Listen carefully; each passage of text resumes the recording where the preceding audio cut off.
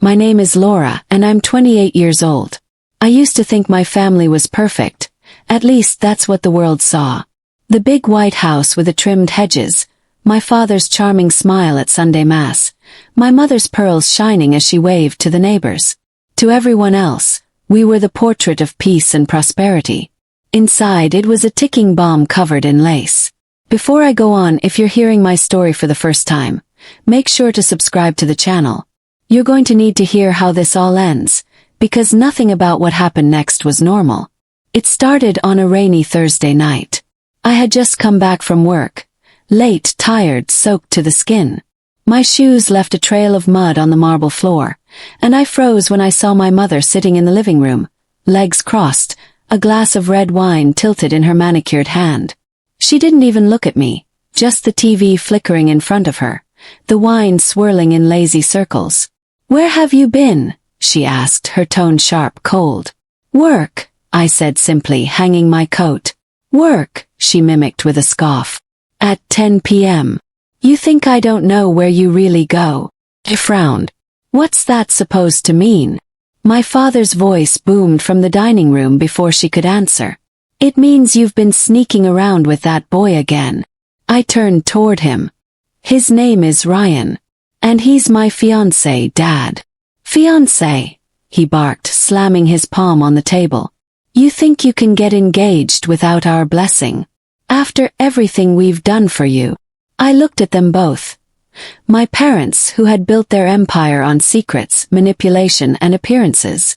I had spent years being the obedient daughter, doing what they wanted, becoming the woman they could show off.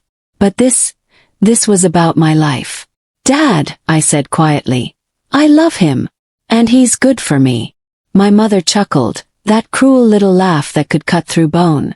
"Good for you," she repeated. "He's a mechanic, Laura. He changes tires for a living. Do you want to embarrass this family?" Her words hit harder than I expected. I swallowed, trying to stay calm. "He's an honest man," I said. "Something this family could use." That did it. My father's face turned red, his jaw clenched. "Don't you dare talk to me like that." Then it happened. The moment that split my life in two. He stood up, towering over me, his voice shaking with rage. "If you walk out that door to be with him, you are no longer my daughter. Get out and never come back." The room went silent. My mother raised her glass, smiled faintly, and whispered, "Finally." I remember standing there, numb, rain still dripping from my hair. No one stopped me when I picked up my bag. No one called my name when I walked out into the storm. My father slammed the door behind me, and that sound, that thud, became the heartbeat of every night that followed. The first week was hell. I stayed with Ryan in his small apartment above the garage. He didn't ask questions, just held me when I cried. He'd cook me noodles at midnight, tease me into laughing again. For the first time I felt something like peace. But peace in my family never lasted long. 2 weeks later I got the first message. A text from an unknown number. "Your father is in trouble. Big trouble." First I ignored it. Then another came, this time with a link to a news article. My father's company was under investigation for fraud and embezzlement. His business partner had been arrested. Ryan found me staring at the screen. "What's wrong?" I handed him my phone. He read it, whistled softly. "Damn, do you think it's true?" "Oh, it's true," I said, a strange calm settling over me. "I always knew something like this was coming." He looked at me, worried. "Do you want to go see them?" Smiled. "No, Ryan. They made their choice. Now they can live with it." But deep down I wasn't done. Because if there's one thing I learned growing up in that house, it's this: power is never taken away. It's taken back. And I was ready to take everything back. That night, I opened my old laptop, the one I hadn't touched since university. Inside I still had files, notes, backups of emails I wasn't supposed to see. My father used to make me do paperwork for him when I interned at his firm, thinking I didn't pay attention. But I did. I knew the shell companies, the offshore accounts, the silent investors. And I knew my mother's secret too, one she had buried under the perfect image she sold to the world. As I opened those files, memories came rushing back. Her whispered phone calls, the hotel receipts she hid, the envelopes of cash that disappeared. By the time the clock hit 3 a.m., I had enough to bring them both down. But that wasn't enough. I didn't want revenge that ended in headlines. I wanted them to feel what I felt that night, the humiliation, the loneliness, the loss. So I began to plan. I told Ryan only parts of it, that I needed to finish something. He didn't press. He trusted me. Maybe too much. Over the next few days, I started reaching out to people my parents had stepped on over the years. Ex-employees, old friends they'd betrayed, the woman my father left bankrupt when he stole her designs. One by one they answered my calls. And for the first time in my life, I wasn't the scared daughter anymore. I was something else entirely. The list on my laptop looked like a hit parade of people who had been hurt by my parents' arrogance. Names, dates, the ways they'd been cheated, fired, silenced. I copied everything into a new folder and labeled it, with a small, private smile. For Laura. There was an odd thrill in seeing the truth laid out like that. Ugly, precise, undeniable. I started small. The first call was to a woman named Priya, who used to run purchasing for one of my father's subsidiaries. She answered on the second ring, voice wary. "Who is this?" she asked. "It's Laura," I said. "Laura Morales." Pause, then a soft gasp. "Oh my God. Your father." "Yes. He swindled you out of your pension," I said without flinching. "I know." Silence on the line, then a whisper. "How do you know?" "I have documents," I told her. "Receipts, emails. Would you be willing to talk to the reporter from the Tribune? He's been trying to piece this together. He needs someone with first-hand knowledge." There was a long intake of breath. "I've been too scared. Can lose my house. But if he has proof, I'll make sure he does," I promised. After the call, my hands were trembling, not from fear but from the momentum of it all. Each person I contacted was a small stone dropped into a still pond, and the ripples were starting to collide. The second call was harder. It was to Marco, the artist my father had crushed when he stole Marco's designs and sold them as his own. Marco had been destitute until he left the city and worked as a night janitor at a community college. His voice had the rasp of someone who'd been smoking grief for years. "You're the kid from the house on Willow," he said before I could get a word out. "My name is Laura," I said. "And I'm sorry." He laughed, a sound without humor. "Sorry doesn't buy back what you took from me." "No," I agreed. "But it can make the world know." I told him what I had. I told him I wanted him to meet me, to tell his story to a journalist I trusted. He was reluctant until I said, "I can give you enough to get your studio back. Not from me. From an anonymous donor who wants to make it right."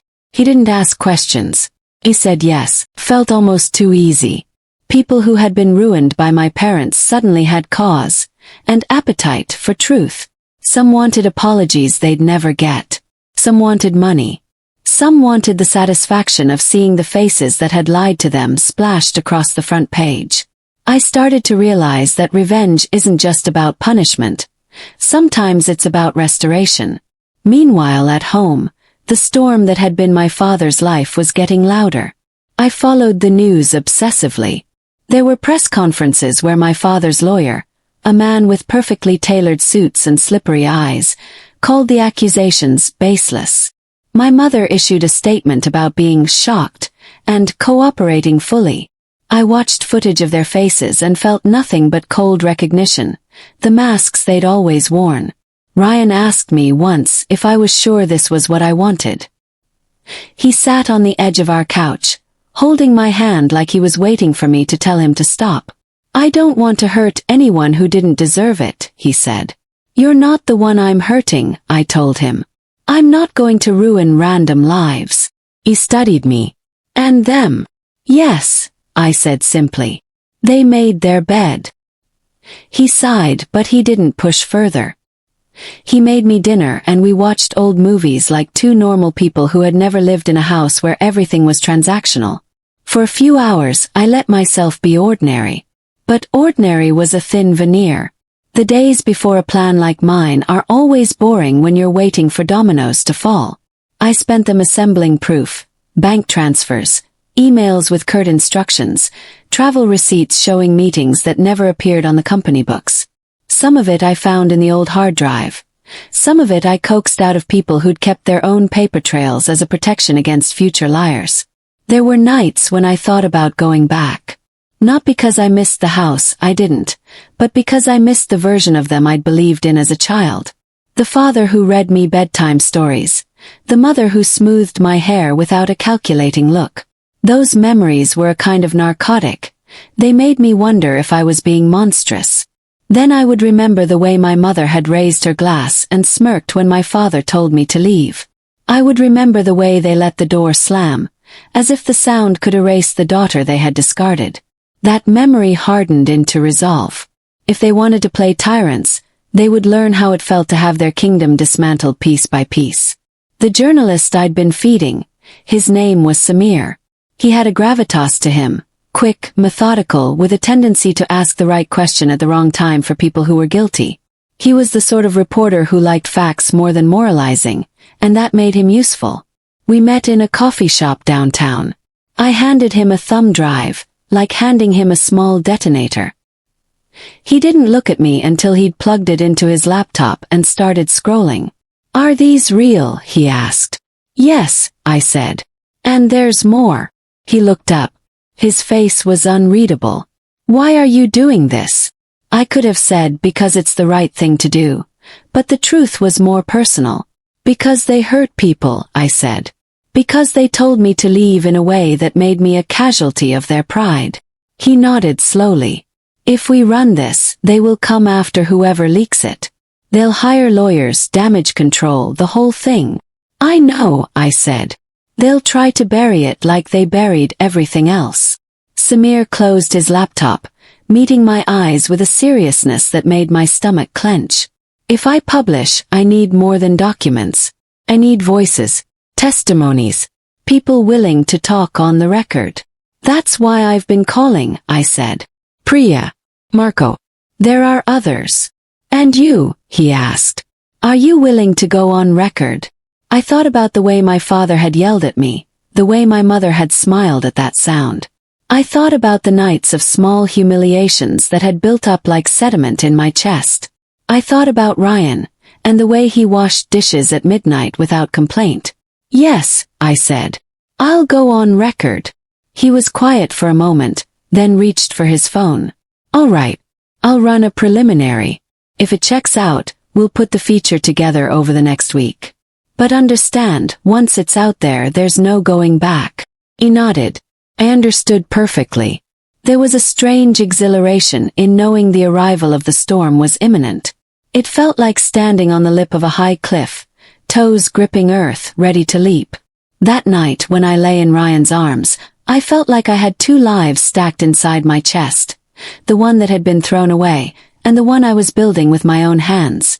The first was full of rotten roses and brittle lace. The other smelled like motor oil and warm bread and the small, steady kindnesses of a man who loved me for me. I whispered into the dark. "This is for us." Ryan mumbled something in his sleep, and I imagined the headline that would change everything. "Powerful family under investigation. Daughter says she knew." It was a cruel kind of poetry. I was about to rewrite the narrative the way my parents had rewritten the lives of so many. The next morning, as rain streaked down the window and the city blurred into a watercolor of gray, my phone vibrated with a new message. "Unknown number. You should be careful. People don't like being exposed." I read it twice, fingers cold. Then I typed back steady. "Neither do I." The line went dead. The thrill of danger hummed under my skin. The game had officially begun. I remember the way my phone buzzed against the kitchen counter. The small vibration that felt like a pulse under glass. Ryan was still half asleep, hair messy, coffee in hand. He frowned at me when he saw my expression. "What's wrong?" he asked. I turned the screen toward him. The headline glared in bold. "Local business empire under fire. Allegations of fraud and corruption surface. Below it, a photo of my parents, standing side by side, polished and perfect, stared back at me. My father's eyes, usually full of command, looked oddly uncertain. My mother's smile was thin, forced. Ryan whistled low. "Damn. You really did it." I didn't answer. My throat felt tight. Samir had done a thorough job, too thorough. The article laid everything bare. The fake contracts, the offshore accounts, the string of people they defrauded and discarded. It even included a short quote from me, stripped of context but enough to make my father's blood boil. "Power can hide rot for years," I'd said, "but eventually the smell reaches everyone." I hadn't expected him to use that line. But as I read it again, I realized it didn't matter. It was true. By noon, the story had exploded. It was everywhere, the local paper, social media, even morning radio talk shows. The empire my parents had spent decades building was being dissected piece by piece, in public, by people who once worshipped them. My father called first. When I saw his name flash across the screen, I felt a strange mix of dread and satisfaction. I answered on the second ring. "Laura," he said. His voice was raw, clipped. "What did you do? What do you mean?" I asked quietly, though my heart was pounding. "Don't play stupid with me. You think I don't know you're behind this?" he barked. I could practically hear the echo of his rage bouncing off the walls of that big, empty house. "I didn't write the article," I said. "Don't you dare lie to me." There was a pause, the sound of something, maybe a glass, shattering in the background. Then a quieter tone. Dangerous, controlled. "Do you have any idea what you've done to this family?" "I think," I said evenly, "I gave the world a look at what you've done to everyone else." He went silent for a long time. When he finally spoke, his voice was low, venomous. "You think you can destroy me, Laura? You think you can humiliate me and walk away?" I didn't answer. I just hung up. Ryan was watching me from across the room. His expression unreadable. "You okay?" "Yeah," I said. "He'll call again. Or worse." Ryan nodded slowly. "Then we'll be ready." By evening, the news had evolved into chaos.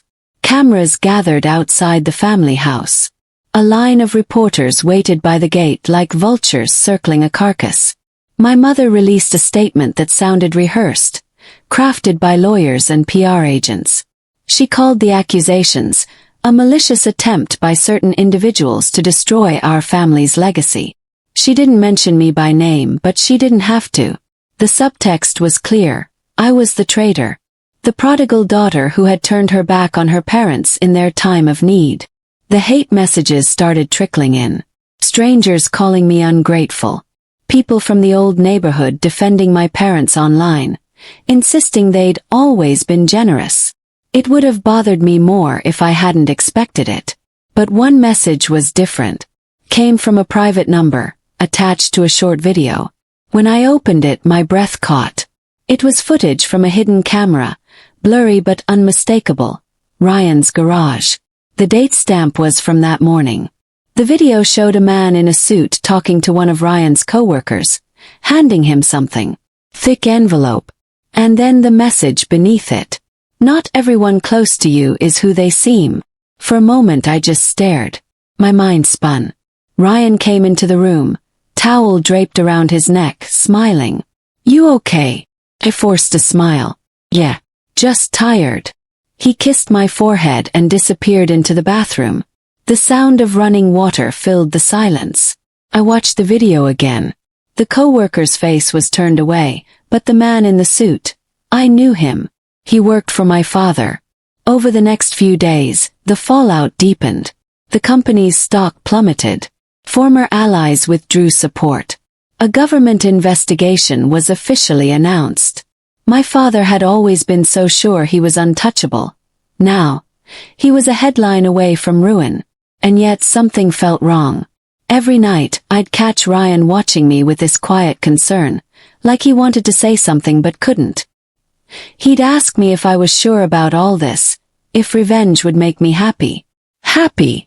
I'd repeat, half smiling. Happiness isn't the point. Then, one night, as we sat on the couch surrounded by newspaper clippings and screenshots, he said something that stopped me cold. "You know," he murmured, "your father might have done bad things, but this is war, Laura. Wars have collateral damage." I looked up sharply.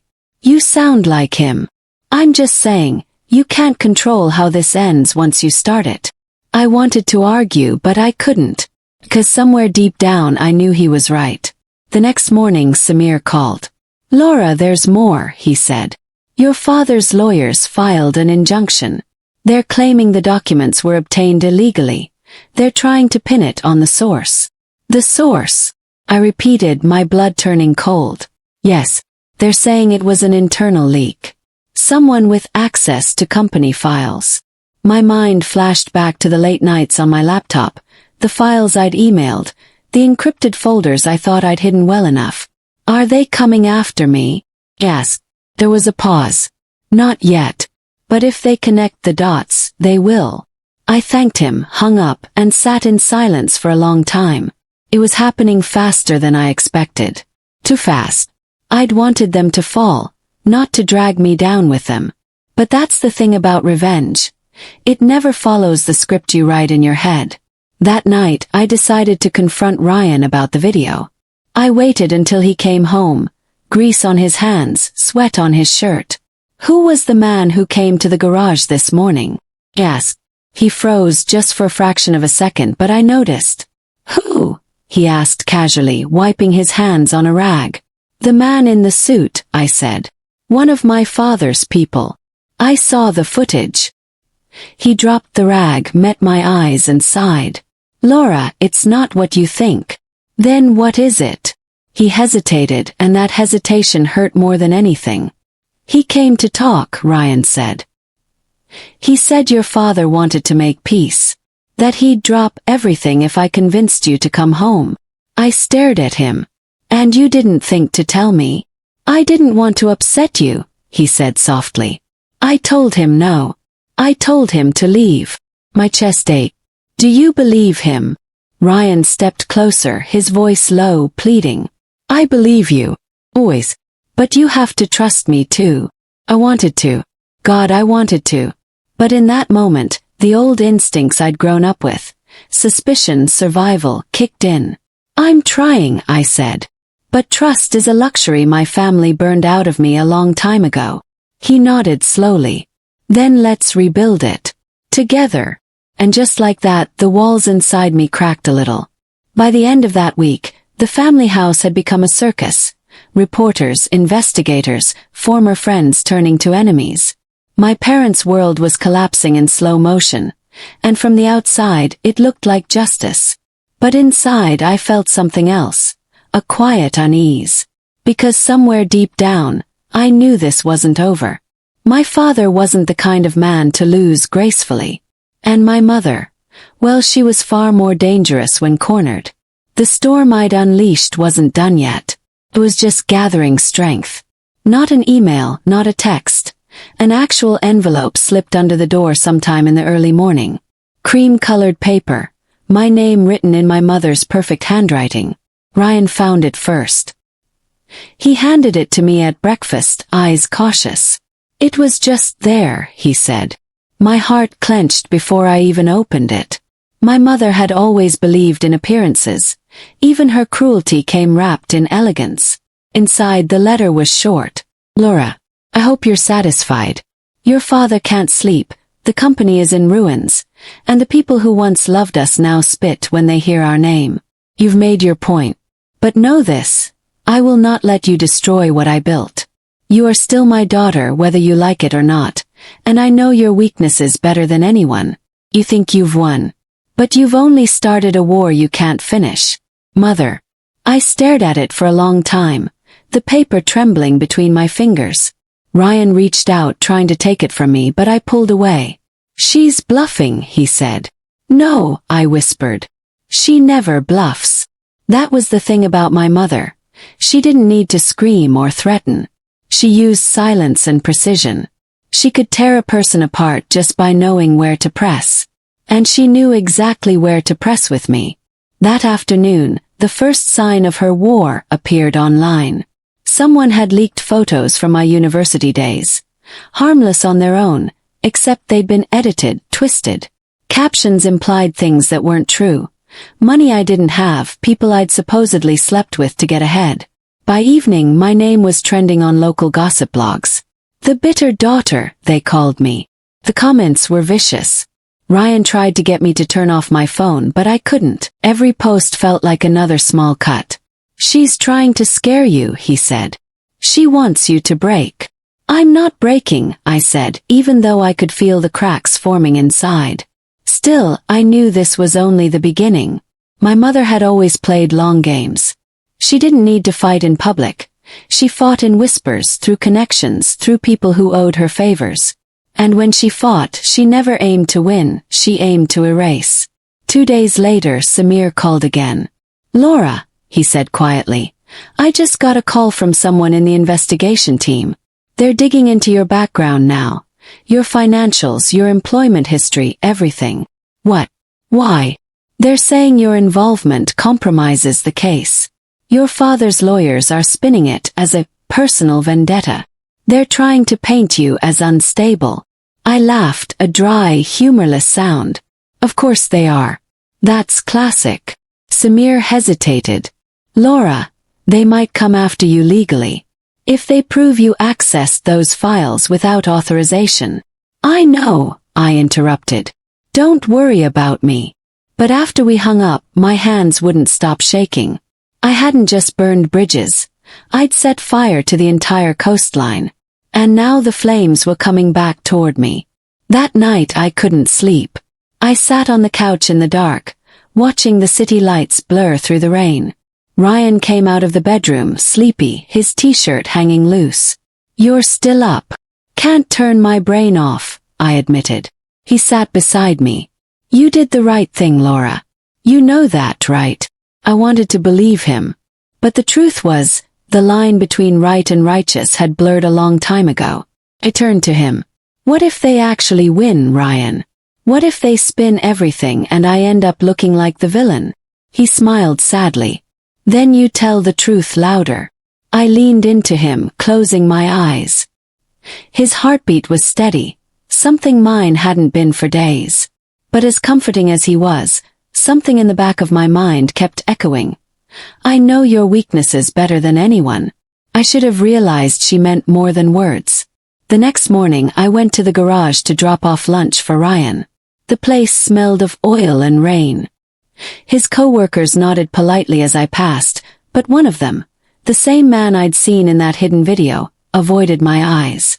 That was enough to set my nerves on fire. Hey, I said, catching him near the back. You spoke to my father's man last week, didn't you? He froze, wrench in hand. Look, I don't want any trouble. I just need to know what he said. He hesitated, glancing around. He said your dad wanted Ryan's help to talk sense into you, that he'd pay him for it. But Ryan told him no. I studied his face. You're sure? He nodded quickly. Swear on my life. Ryan's clean. I wanted to believe him, and maybe I did. But still something didn't fit. My parents didn't deal in single attempts. If they'd reached out once, they'd do it again. And this time they wouldn't use messengers. That evening, Ryan came home later than usual. His eyes were shadowed, tired. Rough day. Yes. Yeah. Just a long shift. He smiled faintly.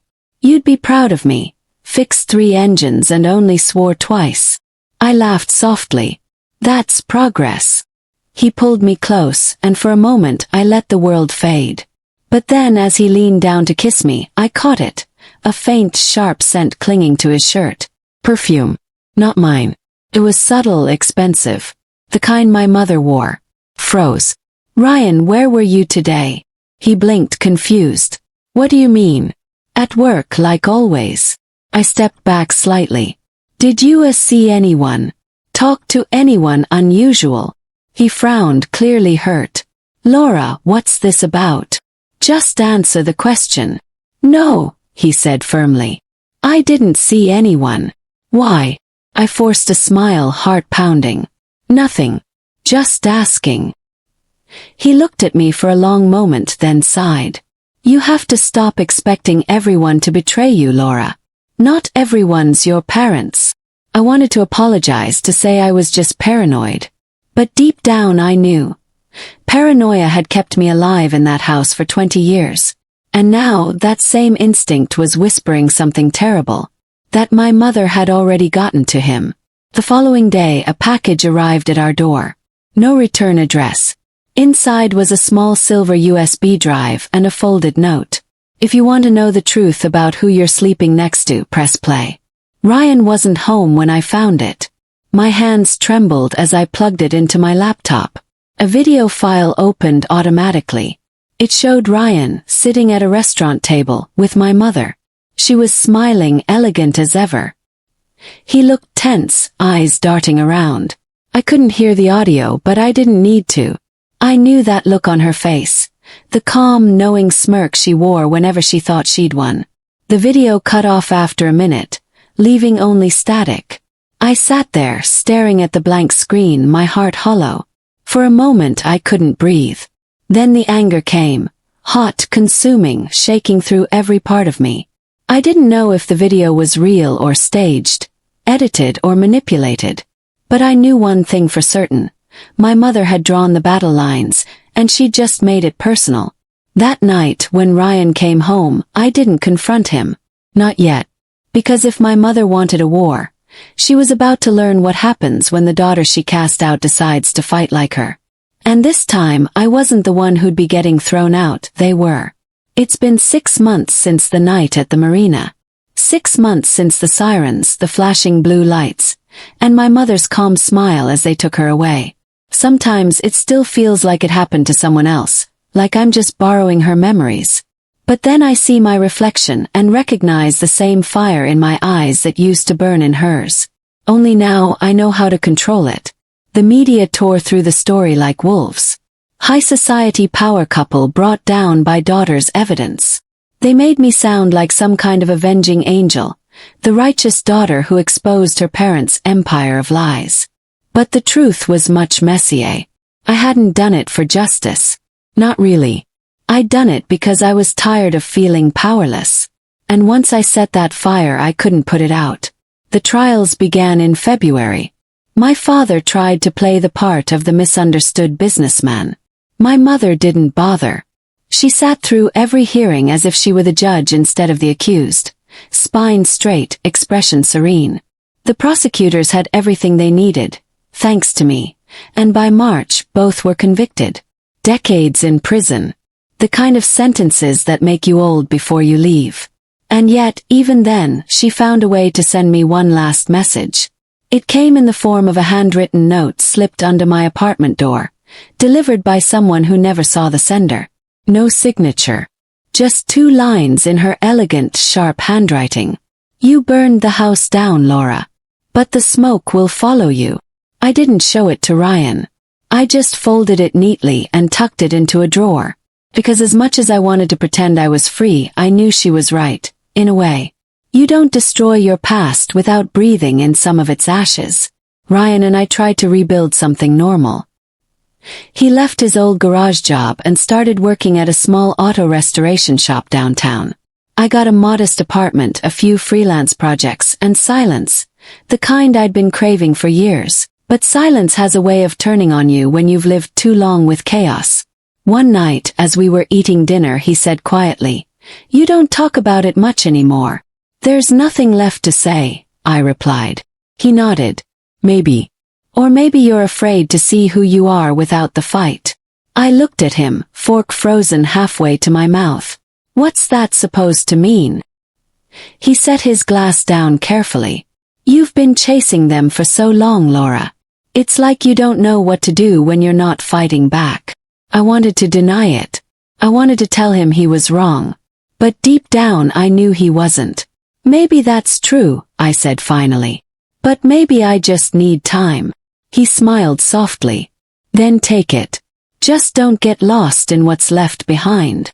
A few weeks later, Samir published his final article, the one that wrapped everything up in a neat, heroic bow. He painted me as brave, resourceful, unflinching. People called me a whistleblower, a survivor, hero. But I didn't feel like one. Because heroes save people. I just wanted revenge. Still, part of me couldn't help but feel proud. I'd turned the story of my family's rot into something that might help someone else recognize their own. Maybe that was worth something. When the article went live, I read every word. And then I did something I hadn't done in years. I drove back to the house. It stood empty now. Overgrown vines wrapped around the iron gates. Windows boarded up. The once pristine white paint had faded to gray. The wind carried a faint echo. Laughter, music, the clinking of glasses. Ghosts of the life we'd lived pretending everything was fine. I pushed open the side gate and walked in. Inside, dust coated everything. The air was thick with the smell of wood and memory. I walked through the rooms slowly. Past the grand piano, the staircase, the dining room where my father had once slammed his hand on the table and told me I'd never make it without them. When I reached the living room, I saw it. A framed photo lying face down on the floor. Picked it up. It was me, at maybe 8 years old, sitting between my parents, smiling with a kind of unfiltered joy that only children have. My mother's hand rested on my shoulder. My father's eyes were bright. For a moment, I didn't see monsters. I saw a family that could have been. And I felt something I hadn't expected. Sorrow. Because despite everything, I missed them. Not who they were, but who they were supposed to be. I put the photo back down gently, face up this time. Then I whispered, "Goodbye." The next morning, I woke up to the smell of coffee and rain. Ryan was in the kitchen, humming softly. He looked over and smiled. "You look lighter," he said. "I feel lighter," I admitted. He handed me a mug. "So what now?"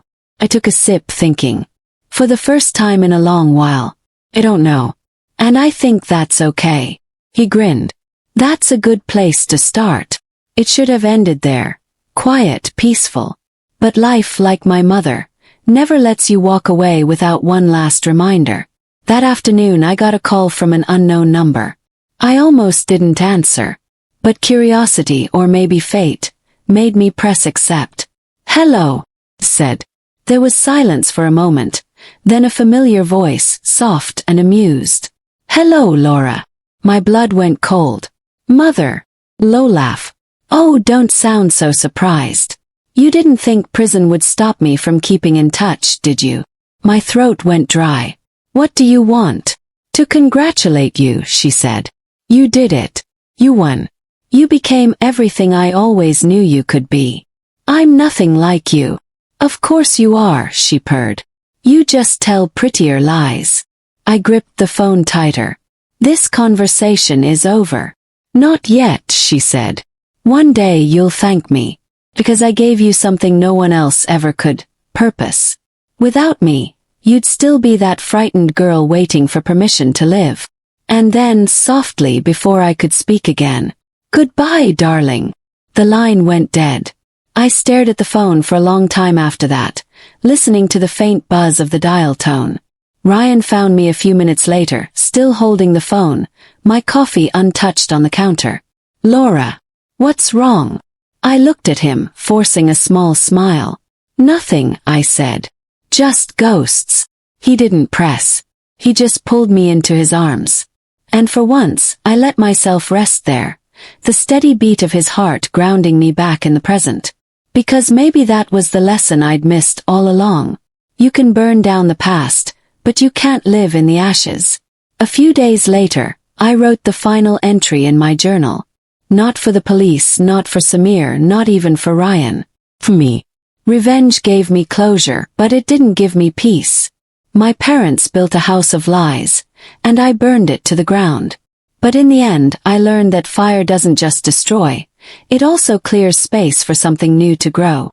I closed the notebook, placed it on the shelf, and opened the window.